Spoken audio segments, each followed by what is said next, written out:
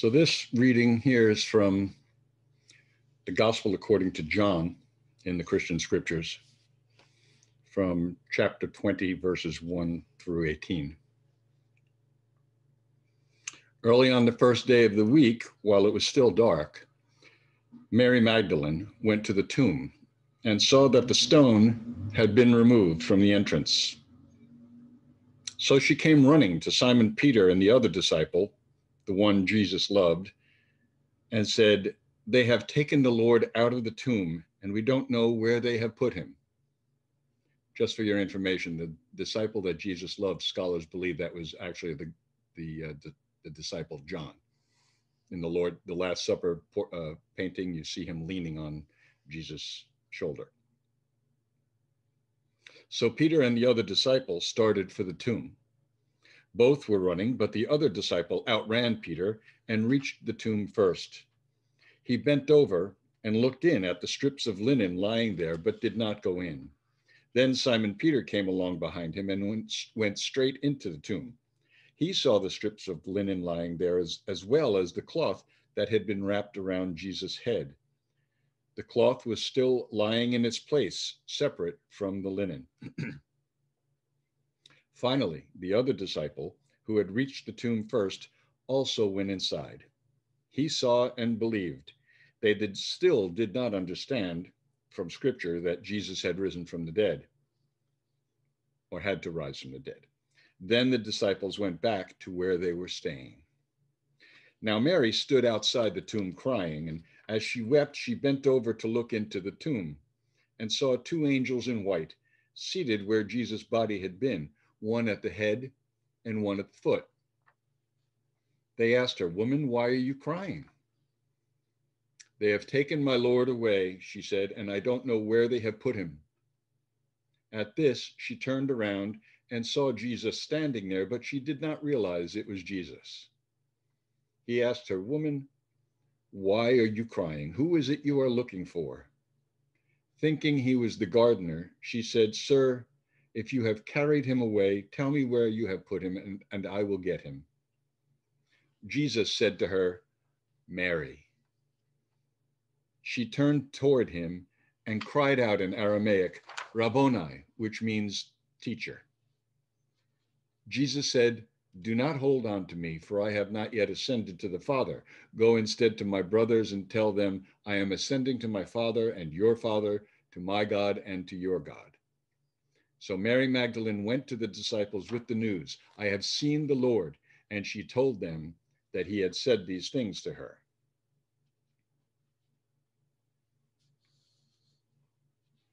So this is the 9th Easter sermon that I have given at UUCP, the second on Zoom.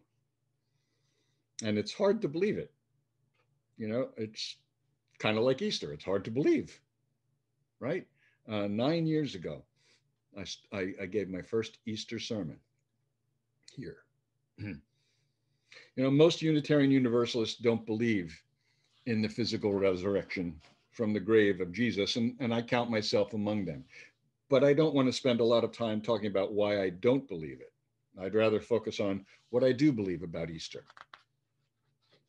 You know, religious liberals like me, we often speak about the problem with biblical literalism, taking the words and the stories in the Bible, or any sacred text for that matter, as literally true and infallible. But what we don't often speak about, and we probably should more often, is the way in which non-literalists, like me and other people, often dismiss those words and stories out of hand as mere superstition or myths in that common modern negative connotation that they mean, that it's simply untrue or a lie. And to be honest, it's difficult on holidays like Easter to find a foothold, at least it is for me, because we know that there are even older and more pagan roots that might also be explored for the meaning of Easter on this day. But if you paid attention to me over the past few years, you'll remember a quote about myth from Jean Houston that I've referred to many times. Jean Houston says what? "A myth is something that never was, but is always happening." Easter is an intricate story of betrayal and suffering, of death, and of the triumph of life over death and in spite of death. There are some people who are encouraged by this story. Their faith is strengthened, their confidence is restored by their belief that Jesus, his suffering was not in vain, and that it served and still serves a purpose, most importantly to them anyway, in the lives of people who believe, those who are sure with that unwavering certainty we talk about often, that they will be saved. Now, I don't embrace that theology. I don't embrace the promise of things to come because I believe a certain way. And I'm also uncomfortable with the idea of glorifying what's called redemptive suffering, a theological claim that's made by some people that suffering brings one closer to God. You know, understood in the light of the Easter story, some people suggest that Jesus' agony on the cross is meant to signify to humanity that one ought to suffer or be at least happy to suffer for one's beliefs, or that suffering is their lot in life because suffering allegedly brings one closer to God. We've all heard that story. We've all got our cross to bear, right? That saying. Most people, though, would not deny that violence and suffering are very real in our lives. But to suggest that they are necessary or inherently necessary for redemption to be saved, I think is wrong. And I simply don't accept that way of thinking about the Easter story.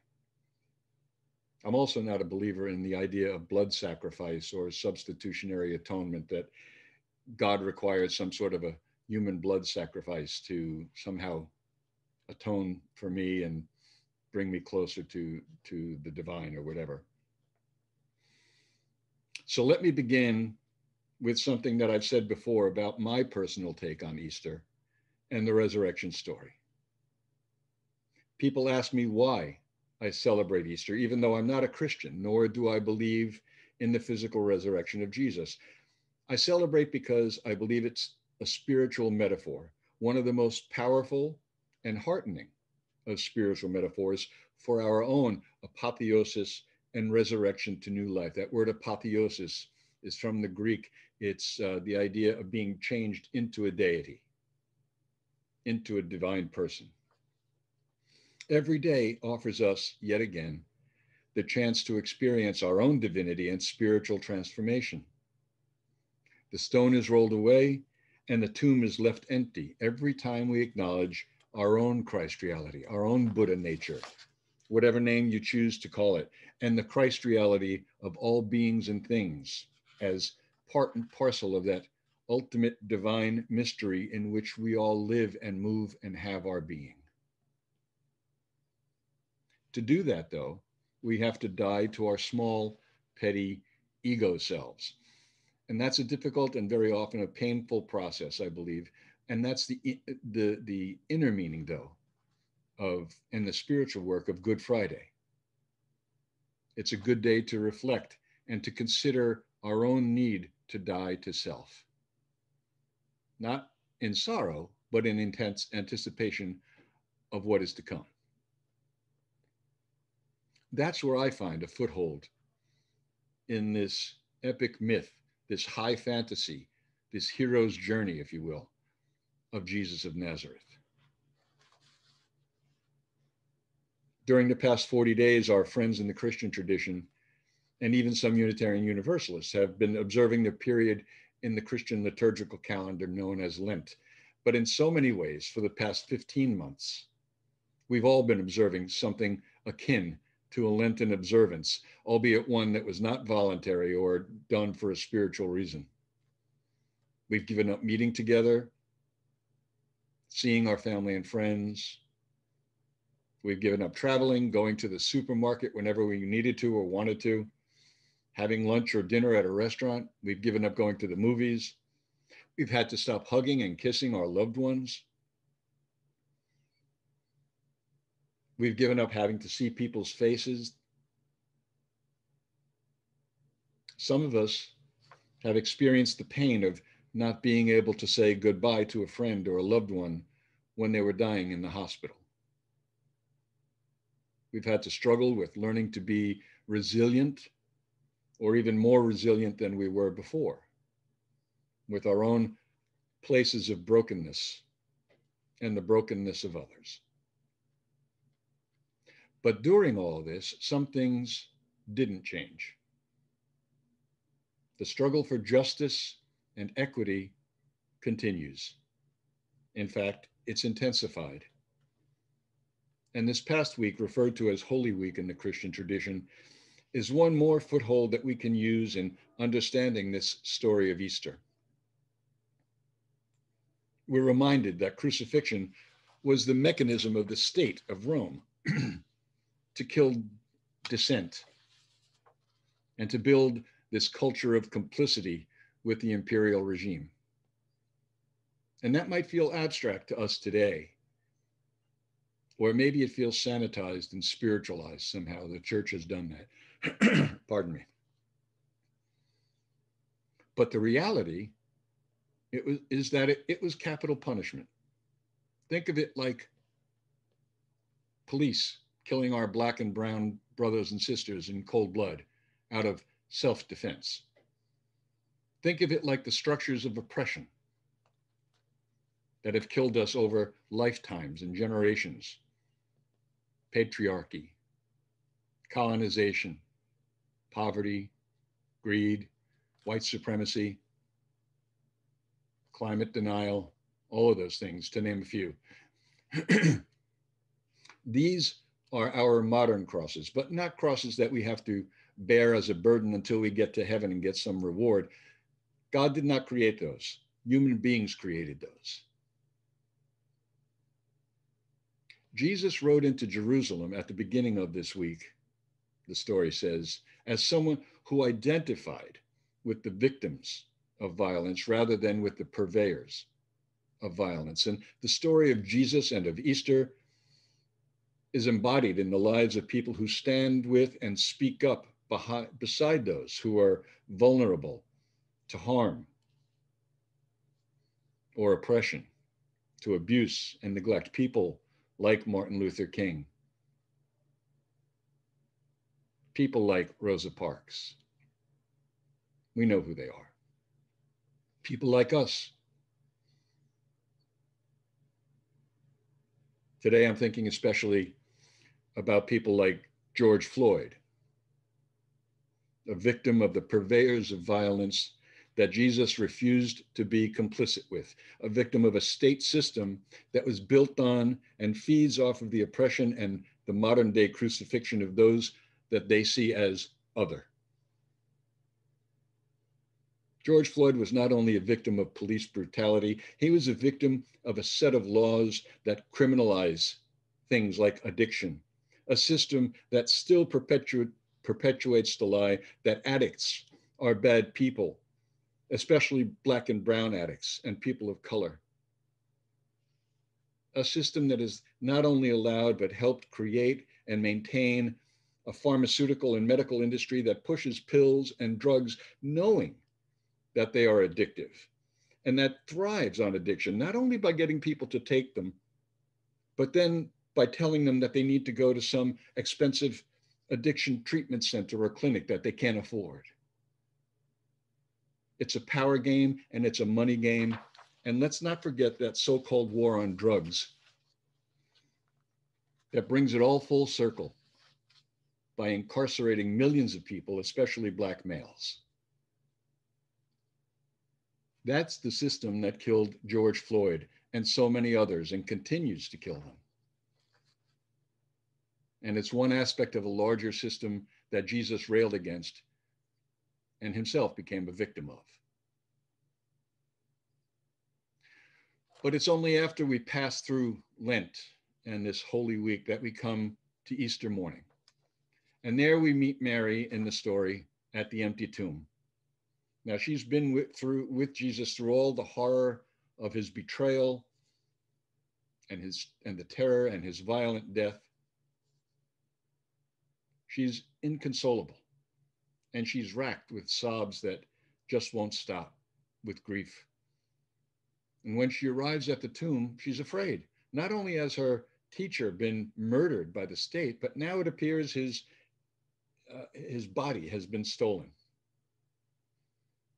So imagine her panic as she searches and encounters a man she thinks is a gardener. She's so beside herself with grief and tears that she can't see clearly to see him at first or hear him at first. But then something changes, something shifts, and he calls her by name. It says this: at this, she turned around and saw Jesus standing there, but she didn't realize it was Jesus. He asked her, "Woman, why are you crying? Who is it you're looking for?" Thinking it was the gardener, she said, "Sir, if, if you've carried him away, tell me where you put him, and I will get him." And Jesus said to her, "Mary." I can imagine him just saying, "Mary, Mary, it's me." And she turned toward him and cried out. It says in Aramaic, because that was their common tongue, "Rabboni," teacher. She must have, at least according to the story, moved to try to embrace Jesus, because the next thing we know, he's telling her not to hold on to him, because this isn't a moment of joy, triumphant joy and reunion. This is a moment of longing, of enduring the closeness of love beyond her reach, but slowing down just enough to listen. We've all experienced that in some way, that closeness of love beyond our reach this past year, when maybe we saw our kids or our grandchildren from a distance, there they are 15 feet away, but we still couldn't touch them. That's what she's feeling. He says, "Don't hold on to me, but go to my brothers and sisters and say to them, I'm ascending to my parent and your parent, to my God and your God." And there's the key to this mystery, she realizes. She and Jesus share a divine parent, a divine source that we call God, or that you may call whatever it is, that divine source. They're made of the same stuff. They're a perfect blend of the divine and the finite flesh. And they are both called to ascend and to rise. In this moment, Jesus is already on his way, but she's called upon to go tell his followers that they will too experience this. And so she goes. She gathers herself up, and she runs to the community and tells them what's happened. And she points them toward the divinity within themselves to rise together in this life and beyond. In fact, in the Gospel according to Mary, one of the Gnostic texts that the church didn't include in the canon of the Bible, in the Gospel of Mary, she goes and she tells them, "Not only did I see him, but he gave me a vision. I saw him in a vision again, and he told me these things about what's going to be." And at first, Peter and the disciples don't want to believe that Jesus would actually tell this to a woman. But then they finally do. They finally do believe her. You know what's interesting about that story at the beginning in the garden? It says that she told Peter and John, well, the beloved disciple, that the body had been stolen. And they come running and they look in, and Peter goes in and he sees it. And the story says, then they believed. It doesn't mean that John or Peter believed that Jesus had risen from the dead at that point, because it says they still didn't understand. What they believed was that what Mary had said, that the body had been stolen. And they went back to their hideaway, their upper room, still living in fear. And who was it that first saw Jesus alive and then told them? It was a woman. It was Mary. So don't let anyone tell you that women didn't play a really important role in the early history of the Christian church.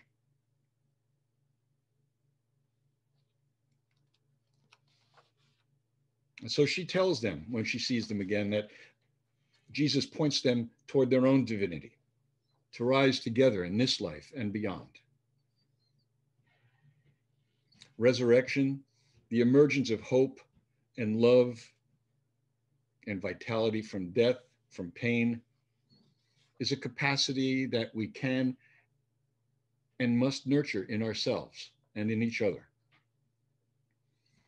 The Easter story invites us to remember these truths in our lives, to believe that we can roll back the stone from the parts of ourselves that have been shut away, parts that have been denied or hidden, maybe damaged by some hurt or betrayal or some tragedy. It's hard work to believe in resurrection, and it's even harder to participate in it. And still, it's possible in the lives of people like you and me and in the world outside this community. Let me end by reading some of the words of Bishop John Shelby Spong. John Shelby Spong was the Archbishop of the Episcopal Church, the Diocese of Newark. He's retired now, but he still writes, and he's an amazing Bible scholar. He doesn't believe in biblical literalism either. But he says this: Easter is not about God, understood as an external being invading the world in order to rescue fallen human beings lost in their sin and unable to rescue themselves. It's not about Jesus suffering and dying for the sins of the world. It is rather about human beings discovering the divine that is always in our midst. It's about the divine calling and empowering human life to break the boundaries that imprison us in a warped sense of what it means to be human. It's about setting aside the boundaries that we have created in our human quest for security. It's about stepping beyond those boundaries and into the meaning of God. It's about discovering the human in a boundary-free world. Resurrection is a kind of rising up of love and life again that is birthed again and again in our lives. And not all of those transformations are easily won. Apotheosis only comes after a struggle.